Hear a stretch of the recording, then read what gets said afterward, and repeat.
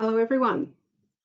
My name is Louisa Ellum and I'm Head of Major Projects at the BU team at Beyond Blue. I'm a former educator and also an educational leader.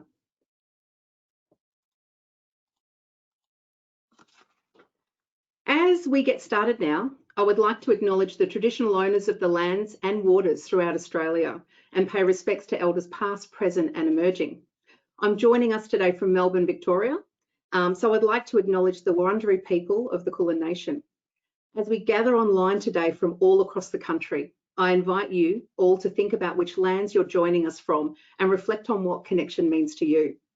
On behalf of the BU team, we recognise the importance of continued connection to culture, country and community, and to the health and social and emotional wellbeing of Aboriginal and Torres Strait Islander children, young people and their families. We continue to embed Aboriginal ways of being, knowing and doing in all of our BU practices.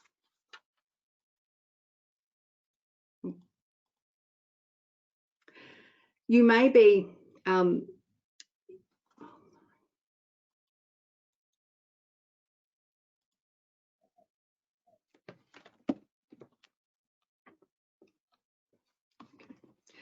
You may have seen some similar information as you were waiting to join the webinar today, but a few reminders before we get into our planning and 21 content. We recognise you already come with a lot of expertise and knowledge today and encourage you to get involved and share with others. We hope to respond to as many of your questions as possible today, especially in our dedicated Q&A time towards the end of the session. So please comment and ask questions as we move along. You'll also be provided with a certificate of participation for attending today. I'm going to talk to you for about 20 minutes before being joined by our panelists from Early Childhood Australia and Headspace, and opening up for discussion and questions from you for the second half of the session today, and we'll finish at 5 o'clock Eastern Australian Standard Time. So about BU. BU is the National Mental Health and Education Initiative. It's delivered by Beyond Blue in collaboration with Early Childhood Australia and Headspace. BU equips educators to support the mental health and wellbeing of children and young people from birth to 18 years. BU helps you involve everyone at your early learning service and school in supporting mental health so you achieve the best possible outcomes. With all of the changes and challenges of 2020, from the catastrophic summer fires to the impact of the coronavirus pandemic, focusing on the mental health of children and young people, their families, and of course educators has never been more important. The events of 2020 created a need, but also an opportunity to approach mental health in a different way, a more deliberate way. Early learning services and schools tell us their time in remote learning helped them build stronger relationships with families, which are key to supporting the mental health and wellbeing of children and young people. We've seen learning communities embrace initiatives like Wellbeing Wednesdays. Early learning services and schools are doing new things to support the wellbeing of educators, like a school in Perth that ran a staff dance session during remote learning to keep spirits up. We've heard a lot of stories about teachers doing amazing things to support their relationships with children and young people. One story was about a teacher who decided to deliver presents to every child in her class during isolation as a way of staying connected. One student who lived on a rural property didn't have a letterbox, so he built one in anticipation of his teacher's present.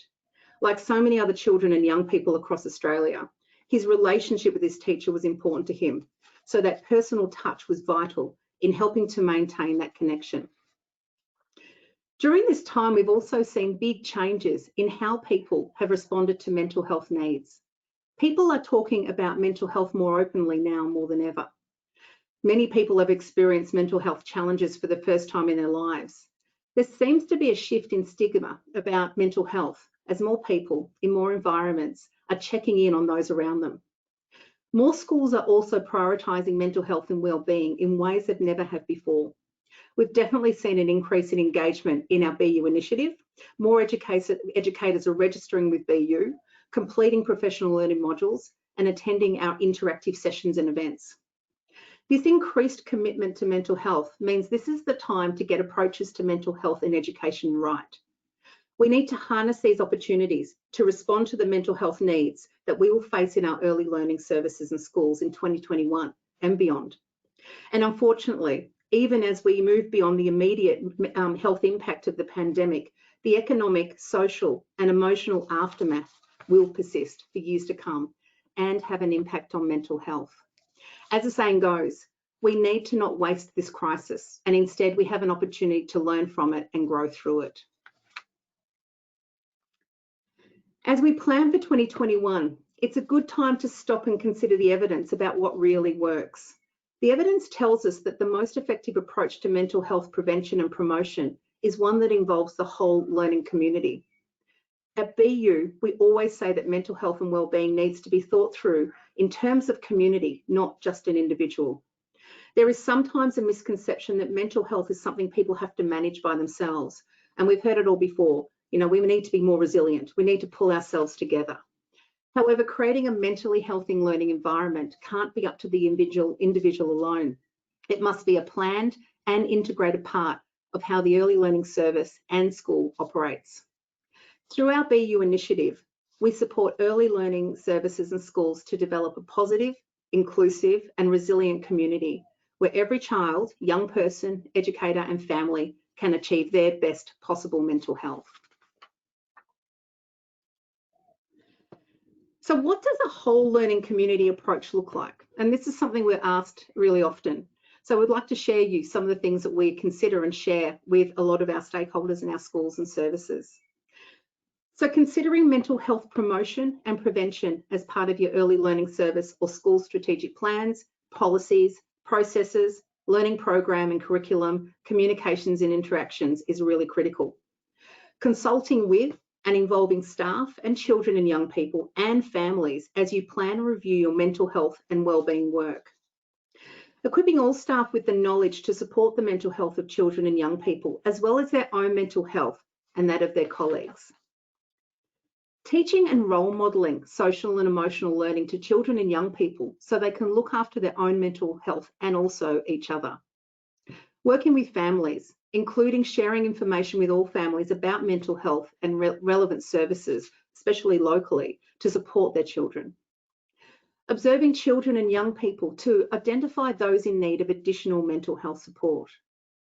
And developing a culture where talking about feelings and seeking mental health support is normalised and supported, including through partnerships and with local services. And finally, creating a supportive and inclusive community where everyone feels connected through positive relationships. At BU, we support early learning services and schools to take this whole of school and whole of early learning service approach to mental health through a range of planning and implementation tools and BU consultant support. It's important to register with BU as a learning community rather than only as an individual educator to have access to these additional tools and consultant support. To register as a BU learning community, you need your leadership support, and we provide resources to help you make a case to them. Even if you're already registered as a BU learning community, these resources may help you convince your leadership to prioritise progressing towards a more mentally healthy learning community. Our resources can support your early learning service or school to meet national, state and territory requirements that relate to mental health and wellbeing. And there's a link to all the details in the chat now. BU is available at no cost and is funded by the Australian Government. And BU consultants can guide you through the BU resources and connect you with educator networks. Consultants can also support you to prepare for and also respond to critical incidents. BU is evidence-based, designed by mental health professionals and academics, as well as educators. We help you involve everyone at your early learning service or school in supporting mental health so you achieve your best possible outcomes. BU supports early learning services and schools to develop a positive, inclusive and resilient learning community where every child, young person, educator and family can achieve best possible mental health. And BU develops the capability of educators to build the foundations of lifelong mental health and wellbeing in children and young people. We support you to grow the most mentally healthy generation. A link is in the chat now with details on how to register a BU learning community and all the associated benefits that go with it.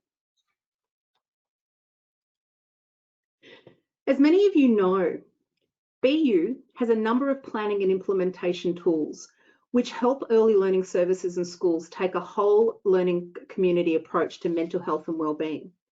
I'm going to run you through 3 today and talk about what's new and what could be good tools for you to use when planning for 2021, especially if you're looking at what you've learned through 2020 and how you can actually take that into 2021 and thrive. So there's a link now in the chat that actually gives you a direct link to all the tools that we're going to be talking about. With so many Australians developing a better understanding of the importance of mental health and what affects it this year, 2021 would be a good time to gather data and insights to gauge your learning community's views about wellbeing. If you've done this before, we actually suggest you doing it again, as many of the views have shifted after the events of 2020. BU provides a survey platform to help you consult with educators, families and children and young people about mental health and wellbeing at your learning community. There's a different survey for each one of these groups. An example of one of the questions from the Educator survey is actually now on the screen. The link to the survey is in the chat right now, so you can access that there. Surveys can help you identify strengths to build on and areas for improvement within your learning community in relation to mental health and wellbeing.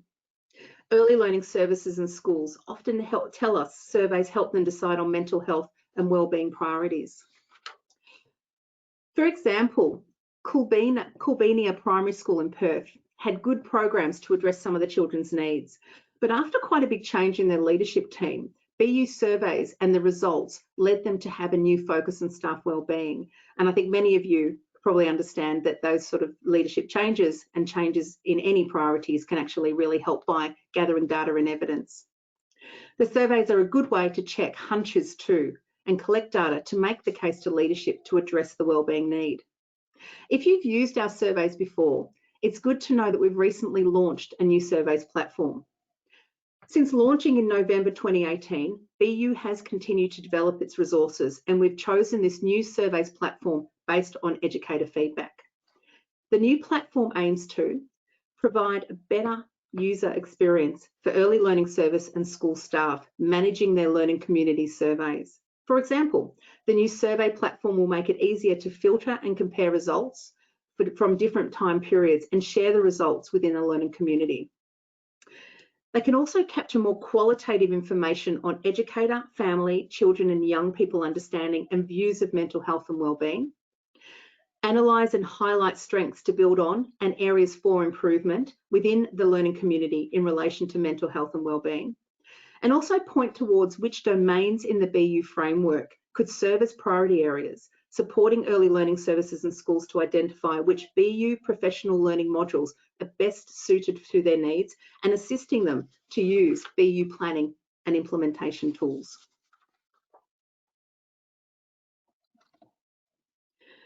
The BU Implementation and Reflection Toolkit is also a great resource to reflect on 2020 and plan priorities and actions for 2021 and beyond. It is a good step to take after surveying your learning community. The tool is used to capture information about a range of factors, including policies, procedures, pedagogy, physical environment, and other areas which can influence mental health and wellbeing. Like the surveys, each of the statements is mapped to the BU framework, helping you to identify areas for your early learning service and school that they can focus on. BU can choose, or you can actually choose, to either fill in a PDF or an Excel template that includes 28 statements and associated reflective questions. You can see statement 1 on the screen.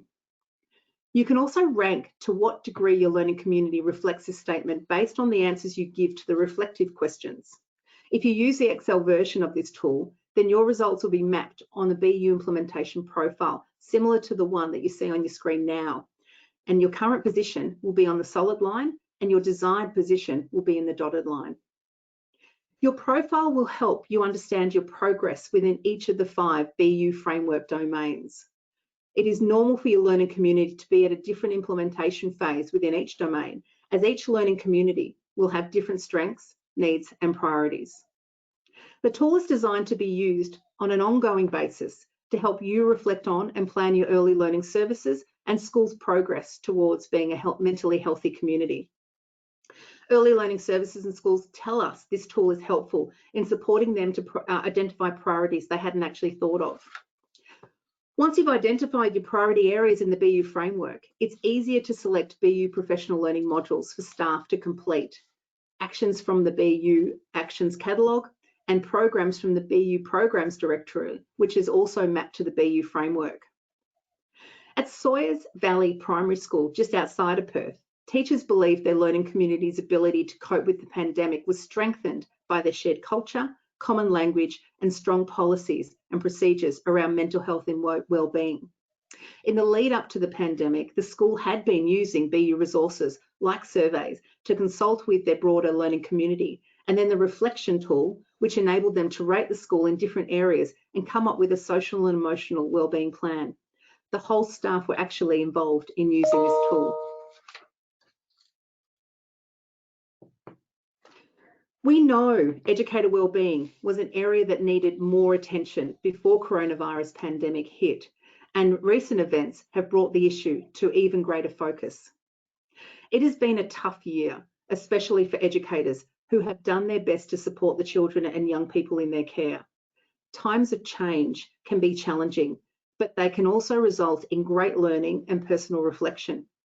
As the end of 2020 approaches, it could be a good time to sit down and reflect on your own wellbeing, and plan also for how to look after yourself and your colleagues next year. We don't always notice when we're starting to struggle with our mental health and wellbeing, and when we're experiencing distress, it can be difficult to think clearly. Planning for challenges ahead of time can make a lot of difference to how we will handle a situation to support our own wellbeing. So BU's just released a wellbeing plan for educators. The link is in the chat right now. The template is divided into two sections.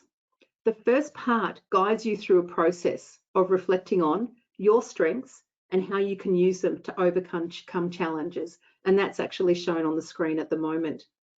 Aspects of your role that raise your stress levels, your warning signs of stress and burnout, actions you can take to support yourself, people who help make you feel better during difficult times, work habits that support your wellbeing, action you can take to support your wellbeing whilst actually also supporting others. The second part of the template focuses on helping you plan time away from work if you need it, including actions you might consider if you're unable to work due to your mental health or wellbeing. Things to consider also and discuss with a health professional and your employer ahead of a return to work. A key component of BU is supporting educator wellbeing. Links to other resources are currently being put in the chat, including a fact sheet, a list of wellbeing tools for you, and a link to a recorded webinar that we did earlier this year. Over the next 12 months, BU will be developing new resources to support educator wellbeing, so please look out for them in the BU emails and on social media. We're also looking for educators to share their personal reflections about their wellbeing and how it was affected by the events of 2020 with us. So you can share them with other educators as well. We also know that educators find learning from each other to be extremely valuable. So there's a link in the chat that gives you more information about that. And as a first step, it just involves completing a 10-minute survey. So we're now going to actually get into a session where we're really keen to actually engage with you now and have you as interactive as possible. So we're going to use Mentimeter. And Mentimeter, hopefully some of you have used it. If you've got a device, your computer or your phone, all you need to do is pop into your phone or your computer in the web browser, menti.com. And it's all on the top of that first question. And then you've got to pop that code in, 7674690. So I'll just give you a moment to do that. And we're going to be asking you 3 questions. And this for us is a really great opportunity of just seeing where everyone's at. And again, You know, this is about sharing and seeing where everyone's at and sharing the experiences that we actually have. So the first question, is your learning community more actively supporting children and your young people's mental health and wellbeing now compared to last year, 2019? So I'm going to give you a couple of minutes to just pop in where we're at with that, and hopefully I can see on the screen how we progress in that area. For us and the crew back at BU, across our 3 organisations, Beyond Blue, Headspace and ECA, we often find that these types of questions enable us to sort of gauge where educators are at this point, how we can support best, and also where we're at as well as a workforce in understanding where schools and early learning services are at as well. So it looks like we've got a big component saying a bit more, which is great to see. Got a few people saying a lot more, which again, as we've reflected on, and I think a lot of the consultants in the field from Headspace and ECA have also seen that 2020 has brought some considerable new plans and ways of working around mental health and wellbeing. Some are saying not really. And again, this is hopefully an opportunity for people to sort of tap in again to the resources to start to make plans, so that if we ever ask this question next year, we'd love to see those not reallys shift into a bit more, which would be fantastic. So we're getting there. Looks like we're stabilising. So it looks like there has been a bit of a shift, and thank you everyone for sharing that. Might move on to the second question now. And the second question is, do you think people are talking more openly about mental health at your early learning service and school?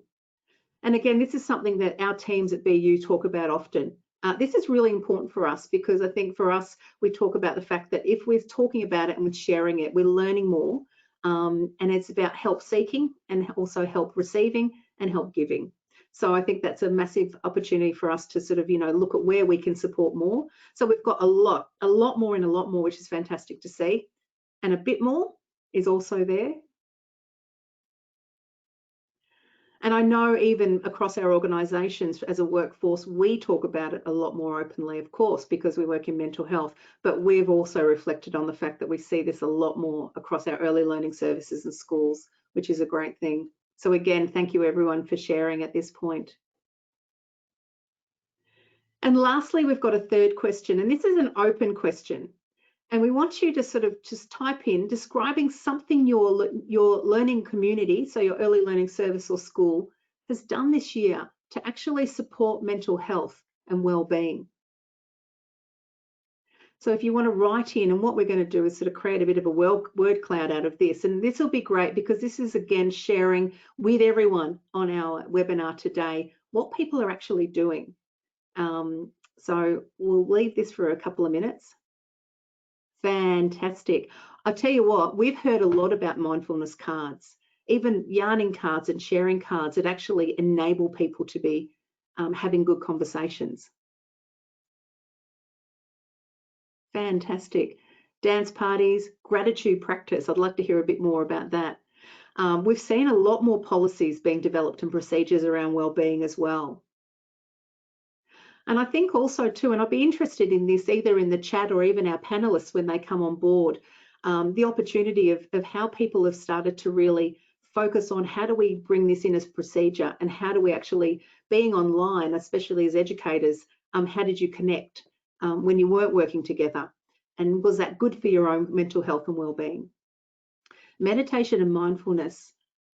We have heard that quite a few schools and early learning services brought meditation, mindfulness opportunities in for staff online and remote to engage and to really help with mental health and wellbeing.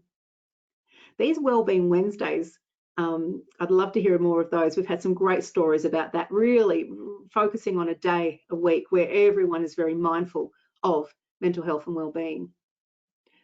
Yoga, that's definitely something that I partake in to really help, so thank you. This is great. I think this, again, I look at this and actually see another big bank, a big bag of tools that we can all walk away with as ideas. As we say, the barbecues, when we started to be able to get face-to-face again, bringing people into our learning communities, bringing families in, having young people drive mental health opportunities as well, and using their voice to really construct massive opportunities.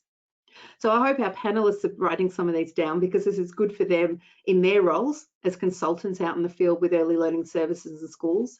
But I think it's also something that they will be reflecting on and be able to share with us in a minute. So this is great. And hopefully we can share this with you again. So thank you so much for this.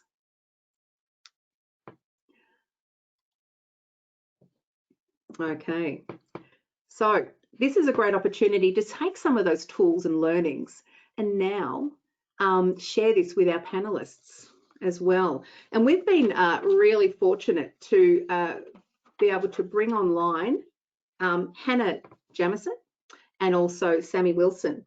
So I'm going to talk a little bit about who these fabulous people are. So Sammy Wilson is a BU consultant from Early Childhood Australia. Her extensive career includes educator and leadership roles with a strong focus on mental health and school-age care settings, and has worked as a social worker as well for more than 10 years. Sammy is passionate about personal empowerment and believes that positive mental health is a key to living your best life. And then we also have Hannah Jamison, who has been at Headspace Schools for almost 3 years and recently in the state manager role in Victoria. Previously, Hannah has been an educator, including a head of school. Hannah has a master's in education in wellbeing and is passionate about working with school leaders in wellbeing. So thank you both for joining us today, and it's fantastic to see you. And again, knowing both of you, I know you come with a plethora of incredible experiences that I think people on the webinar today would love to hear from you, because this is about sharing and taking some of the learnings that we've had from 2020 and what you've witnessed and what you've worked with schools and services, and how we take that into 2021 to thrive. So I actually might start with Hannah. I've got a couple of questions for Hannah, and then we'll have a couple of questions for Sammy. And we're going to also then try and draw on some questions from the people on our webinar today as well that's coming through in the chat. But I'm going to start, Hannah. How can we actually help children and young people be resilient? And this is something that we've often talked about, Hannah. So I'd love for you to share that with us today. Thank you, and thank you for having me. I just wanted to start by recognising all the educators who've joined us today. This has been a heck of a year, so well done on getting through it, and thanks for having me here. I think the idea of resiliency is a really interesting one, and I'm wondering whether sometimes educators can feel a little bit of pressure that this is something that they have to be responsible for teaching. And I'm really keen to kind of start to think about resiliency as being something that we practice, that it's not, something that we get right straight away. This year has been a really good opportunity for all of us, adults and young people, to really start to build resiliency. The way I try and understand resiliency is it being like a muscle. The more that so if I went to the gym and I start, lifting a weight, my bicep gets bigger. And we do the same with resiliency. The more that I move and practice resiliency, the stronger that muscle will get. And so one of the things that I would encourage educators to think about is, how do I give the young people in my early learning service or my school an opportunity to practice that, to start to build that? Some of the things that are really important, that are sort of practical ways to talk about resiliency, are things like modelling. So, if things don't go quite to plan, that was really tough today. One of the things that I did to handle that, and then giving, really actually openly talking about, here was something difficult I faced, and here's a way that I overcame it. Really talking to young people about self-talk. So when tough things happen to me, I can say, oh, geez, that was hard, or gosh, I feel really upset. But I'm able to kind of talk to myself in my head about, come on, Hannah, you can do this. You've done X, Y, Z before. So really helping young people of any age to start to think about their own self-talk. How do you talk to yourself? And I love this idea, particularly for younger children, I mean, for everybody, but would you talk to yourself like a friend would talk to you? So can you be kind to yourself and say, I did my best there? One of the other things is around, with resiliency, is this idea of buoyancy. I love, if we have the analogy of a buoy sitting on the ocean, and no matter whether the seas go up or down or it's really stormy, our buoy stays sitting on the top of the water. So it's a really lovely visual to talk to young people about what do you have in your cupboard of coping strategies that helps you stay on top of the water. So is it going for a walk? And again, we can come back to some of that lovely modelling around what I do to take care of myself, and talking young people through that is, what do you do to help keep yourself on top of the water? And I was just reflecting before back on the third Menti question, where everyone was putting in these lovely suggestions. Wouldn't it be great to, it's almost like you open up this cupboard of strategies and I can pick out the ones that I like. Wouldn't that be lovely to sort of talk to young people about, remember the last time it was tough? I remember you had, remember term one, you felt a bit uncertain, or, there were, for older young people, there were tests, or, you were in a new class. Do you remember when you did, and we could say, you came to me and had a hug, we went for a walk, we made sure you got enough sleep, and you actually remind them, because sometimes when our young people aren't regulating well, they may forget that they have those coping strategies. One of the other things I was thinking, you can help young people prepare, and we know 2020 is this example, this incredible example of something we never could prepare for.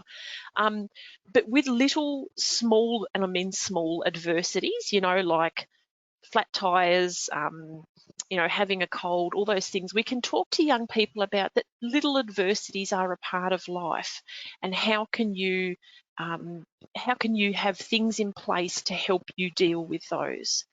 And the final thing, I think, Lou, is around this idea of agency, of giving young people, we know, everyone out there will know, a young person, a child, a teenager particularly, will love choice. They need choice. And so you may not be able to give them every choice in the world. It may just be, would you like to do A or B, rather than, do what you like, but giving young people a chance. So I can see that you're really upset at the moment because things are tough. Would you like me to talk to you about it? Or would you like me to distract you? Would you love to do something so we don't have to think about it? So giving that sense of agency as well, I think. Fantastic. I think I talked about agency earlier. I think that's one of the big things that we often forget, is the voice of young people and giving them the power to actually make decisions in this space. That's fantastic. And actually talking about children and young people again, we coming to the end of the year, this is a time of transition. So, how do we actually help children and young people transition well in this space, and especially thinking about 2020 moving into 2021? Absolutely. And I'm based in Melbourne, so I think for those of you that are joining from Victoria as well, the COVID experience again has really been something quite difficult. And I know from the work that consultants do across Australia that transition has been a big, for some it's been a really big concern, and for some it's just been, oh my goodness, how are we, what does 2021 look like? I guess I'd really encourage educators to be reassured, and I'm sure this, I'm preaching to the choir here, but transition, as we know, isn't an event. It's a process, and it's not, there was one time that I had to get it right. All that time's passed, and now, I've missed it.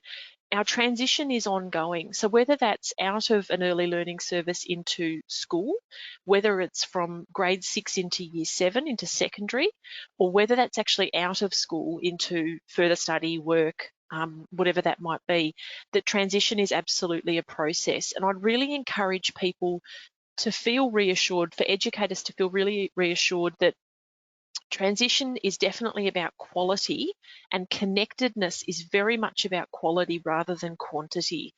The reason I'm kind of making that labouring the point, I suppose, is we may have had situations, for example, where our young people, for example, our prep kids might have had a significant part of this year where they actually weren't at school, or that our grade 6s now might feel a certain sense of loss, that they've not had this routine, that I haven't been able to finish grade 6 the way I expected to. I guess there's three main things I'd really encourage people to think about with transition. The first one is about attached relationships. So when we move from whichever setting into the next phase, identifying for young people, but also for their parents and carers, who are the attached relationships. So this is your new teacher or educator. These are the people that you can turn to. That making sure that there is a relationship, and this may, I'm absolutely meaning this is going into 2021. It's, term 3 next year. It's not just the first couple of weeks, is making sure that young people know these are my people, so to speak. These are the people that I can go to, and just planting that seed. I like that analogy of, okay, things may not be tough. I may have this wonderful first few terms at in high school or into primary school, but there's a seed that's been planted that I know you're the person I can go to when things feel a bit wobbly. The second one is around integration, so bringing the young people and their families into the community, to come around them and help them to understand that they're now part of this new community. And I'm really excited in a few moments to hear from Bern, who's one of our BU schools in Rockhampton, is this idea around what it means to be a learning community. And the third one is around perception. For young people and for their family, a successful transition, a lot of it is about perception.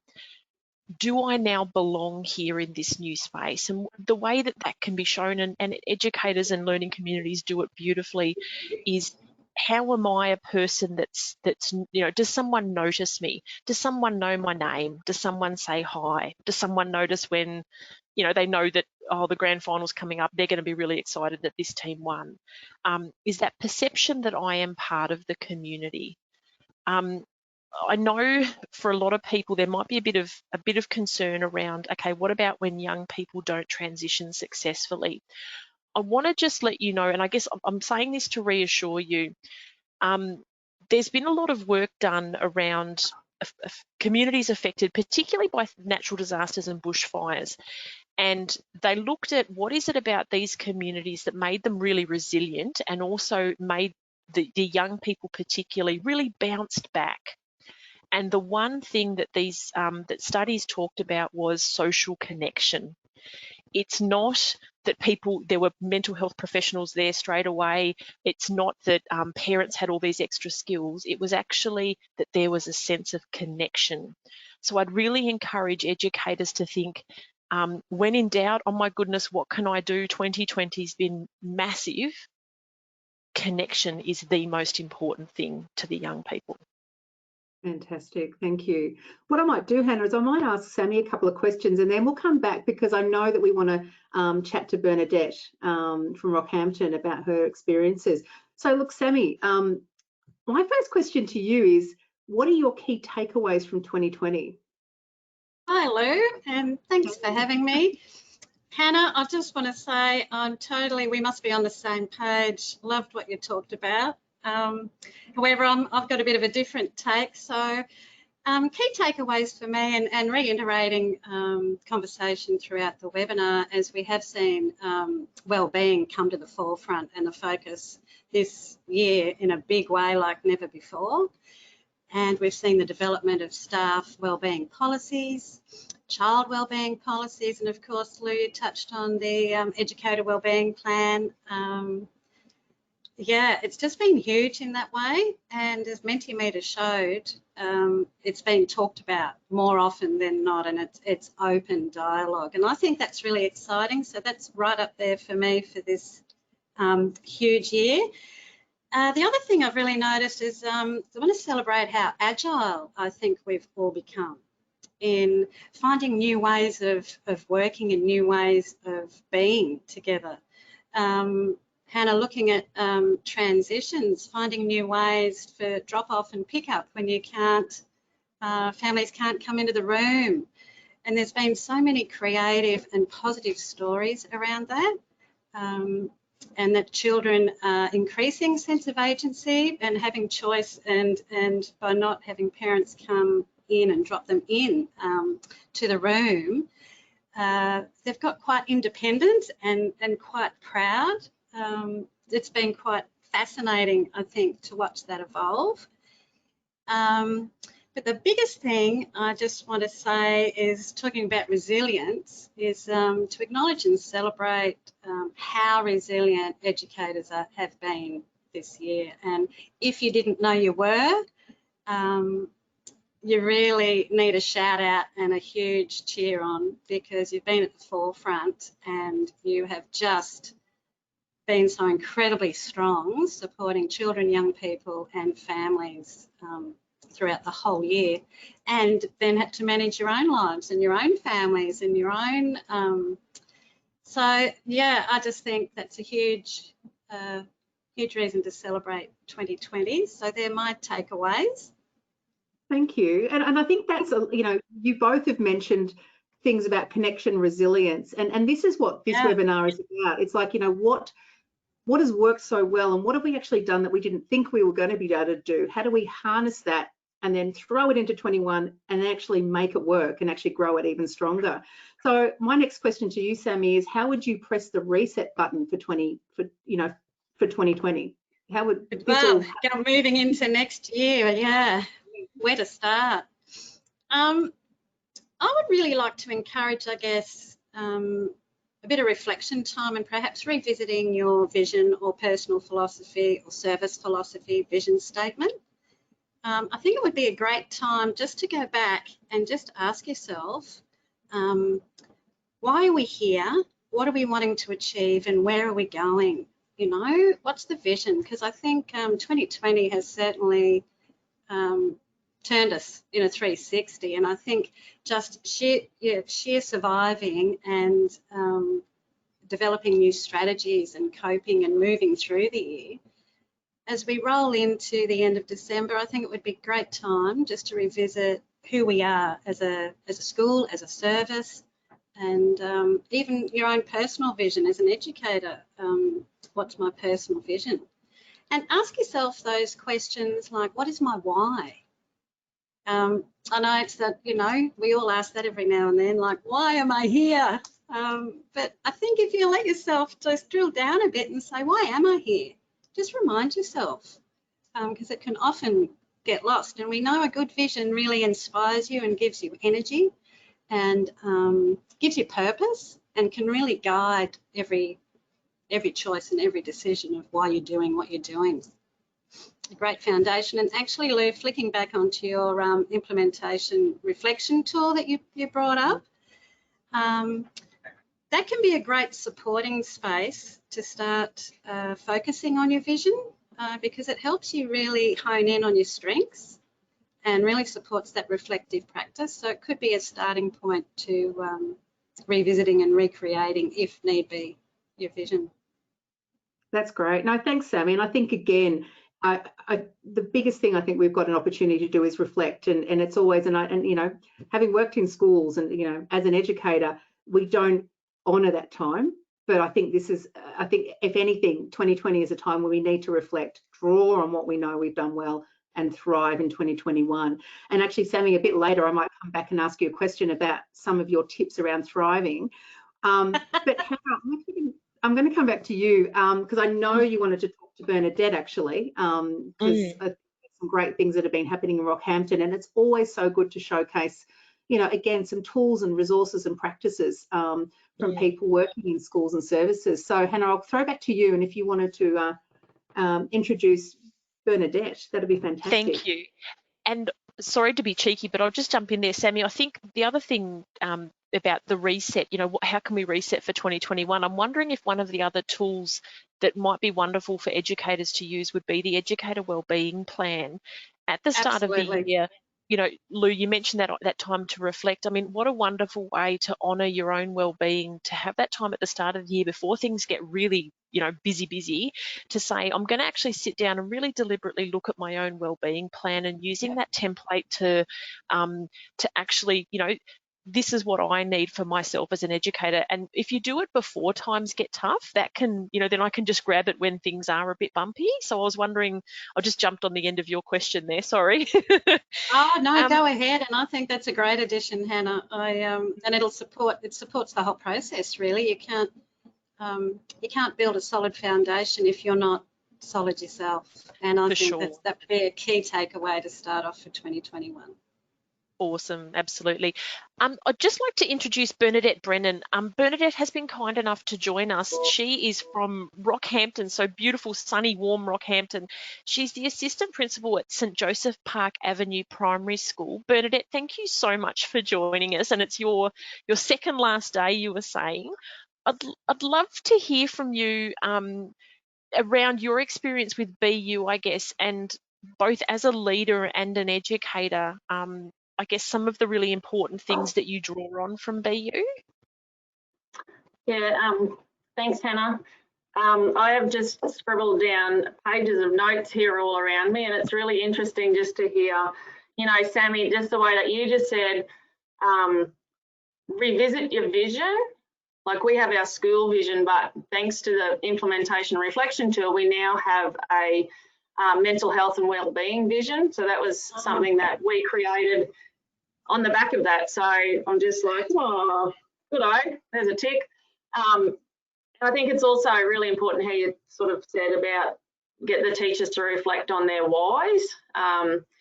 We're looking at a process of asking the questions about what do teachers value. And Hannah, I actually had written down that wellbeing plan for educators, and I've written week 0 for 2021 next to it because that's what I just thought that would be an excellent way to start the year. So really quickly, our journey, we were introduced to BU just over 12 months ago.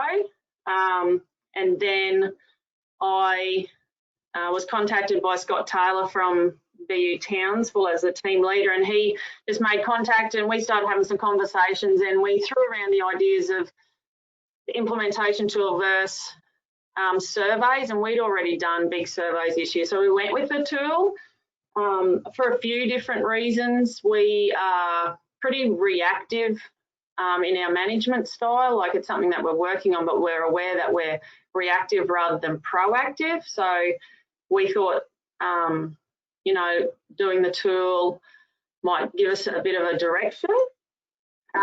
So the other thing too was I was probably scared as the person that's leading it, and I talked about this once before, about feeling really vulnerable about what we might hear from a survey. So we just used the tool with a group of 7 staff members. So we created a little health huddle, and we meet a couple of times a term, and just started out as just brainstorming what could we do for the mental health and wellbeing, mainly of our staff. Well, it's now through the tool we've extended that to the whole school community. But the tool, it took us a while to get through it. It's really the support of our leadership team though. So we were given a day to work through it. We didn't get it done in the day, but it was interesting, Louisa, to see your copy of the tool at the beginning with that really big pentagon. Ours is like this tiny little, we're very much in the participating section, but that's okay, you've got to start somewhere. We know what we're doing, we do well, we just don't have, you know, the policies and procedures and things, and the implementation tool has helped identify that for us. So we've been given, it's given us a lot of direction for what to do next. So out of the tool, we identified the need to have a vision. And so that was our next step, was to create a vision and a mission. So our vision is, you know, ideally, what do we want to be as a school? And that is our school motto, strive for an ideal. So we talked about what is our ideal mentally healthy community. And then, you know, now it's our mission of how we're going to achieve that. So it has been really good. We did identify from the tool that learning resilience is going to be our focus for 2021, probably because we're already working with a social emotional program of Program Achieve, and you can do it. we're already using it, but we can do it even better. So we just thought we'll start there and improve on some of the success that we are having. And it was really interesting that you kept talking about resilience, because it's got such a big resilience focus. So we're having a whole school approach, a community approach, going to try and drive some parent engagement. Yeah, so, you know, while it has been a really challenging year, and I think we've been very lucky in Queensland, and even more so in regional areas, to not be as COVID affected. For us, probably one of the positives to come out of the challenging year is BU. We've had some really good support through a couple of incidences that have happened at the school this year, you know, from clinical consultants and the team, and also Rockhampton Catholic Education has now got a big wellbeing push as well, which is really good. It's part of the diocesan strategic plan. And so probably for the first time that's filtered down into our school improvement plan. So we leadership team sat the other week and worked on what we want to focus on for 2021. And it's really good to be able to say that mental health and wellbeing was probably the first thing that we really talked about. And it's nice to sort of see that that's taking priority over curriculum, you know, because they can't learn when they're not mentally healthy, really. You know, so if we want the best out of our little people, we got to look after that first, and, like, you know, look after the educators as well. So we're also looking at running like little professional learning communities next year to work through the resilience modules. We already have all our staff in a learning community anyway. So yeah, we'll just. And isn't that amazing? Like, I love that, you know, that vision that you have around that the families as well are going to share that language, you know, so that really important point around that the families will be able to have that similar kind of language to help their young people help seek and have resiliency as well. I think that's brilliant as well. Yeah. Thank you, Bern. And actually, one of the things that you said there, Bern, which I just hope people take away as probably one of the biggest guides that we could have, is you've got to start somewhere. And I know that we often hear from consultants and then schools and services that it's just too big. Where do we start? And even doing policy procedures are massive. But if you just start with one thing, and that's your achievement for the year, and I know both Hannah and Sammy will actually agree with me here, one thing that is done really well in a year will build onto so many other little things, which then create a really holistic whole of learning service and school way of working. So, so is there anything else, Bernadette, you want to share around sort of some of the key things that you've been doing? Probably this year, we really, through the COVID, probably was what identified where we needed to look after the staff. It's great to hear, you know, these wellbeing Wednesdays. One of our young guys in our little health huddle, we don't have many males on staff, so he went away and like just did a Google search of words beginning W words for wellbeing, and it came up with this massive list. So each week we've been doing like workout Wednesday, witty Wednesday, where we got all the kids to bring their best dad jokes to school. We had welcoming Wednesday, where the whole school wore a name tag, where you just had to make sure that, you know, the goal was to say hello to as many people as you could during the day using their actual names. So that was really good. Food's always a good one, especially for the staff, just bringing people together.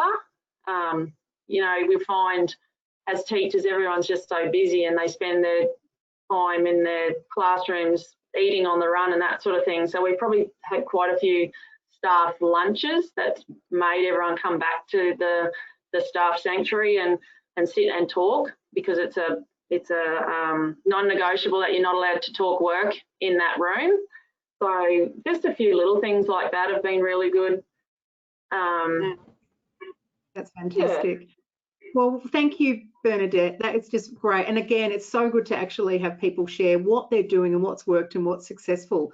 So what I might do is actually, I'm just going to ask Sammy and Hannah just a couple more quick questions.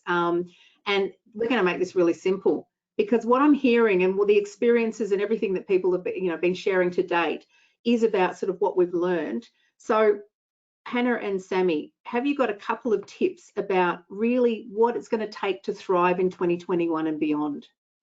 I don't know which one of you want to start, but just a couple of things for people to take away as a tip. I might jump in if that's all right, Hannah, or are you about to? Yep. No, you go for it, Sammy. I was just inspired. I do have a few other things, but just really inspired listening to Ben. And I'm just thinking,